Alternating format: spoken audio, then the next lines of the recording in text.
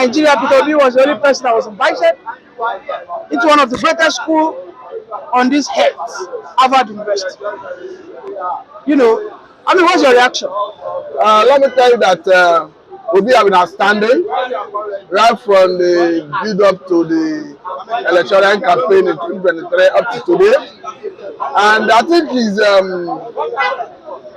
antecedents and all his proposals as to what he would have done if he were elected as the president, I think that is what gave that Labour Party the energy, and he was able to galvanize the obedience. And if you look at his activities after the election, you see that this is somebody who he has not hidden his desire to serve.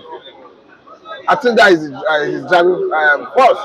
And at every point in time, at every good opportunity, he don't waste time. He don't fail in telling people what he thinks should have been the right thing. So for me, I think those are the type of leaders we should be looking up to.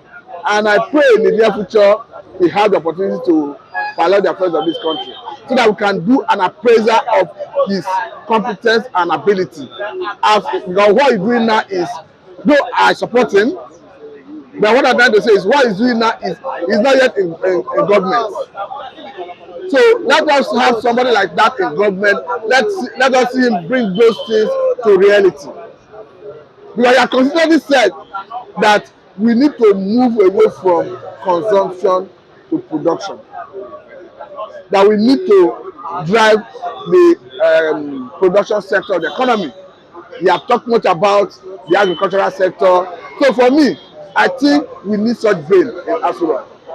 In another paragraph, while he was giving his, his presentation, he said Nigeria and Africa must go all out to support leaders that are competent, that have character, that have compassion. And he said emphatically that Nigeria, in the forthcoming election 2027, must go all out to defend their vote and not allow it to be stolen. What's your reaction to that? I agree with you that the vote needs to be protected.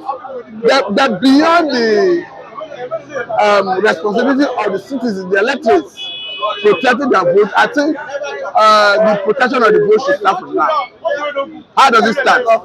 There should be advocacy to strengthen our electoral electoral law, to the extent that let us have each transition of election result entrenched in our electoral act, so that INEC will not have that liberty, discretionary power to start choosing and picking what mode of transmission of election results.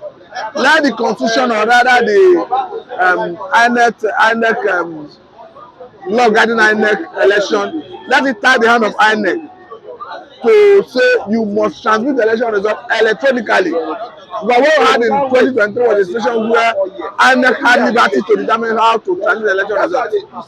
And when they came up with the guideline, everybody was in support of the guideline because according to the guideline, they were to transmit the election result electronically. But when they reneged, they fell back to the constitution in defense, saying yes, we actually made this promise, but there was electoral glitch, and it is within our right to have reneged to determine how to transmit election results. So they found out that the constitution created lacuna which they latched onto to defend their. So, Mr. Martin, you are saying that Peter Obi, as a matter of urgency, must start to call for strengthening of our electoral act right from now. What I'm saying is that Obi should lead the advocacy to amend our electoral act to accommodate electronic transfer of election results.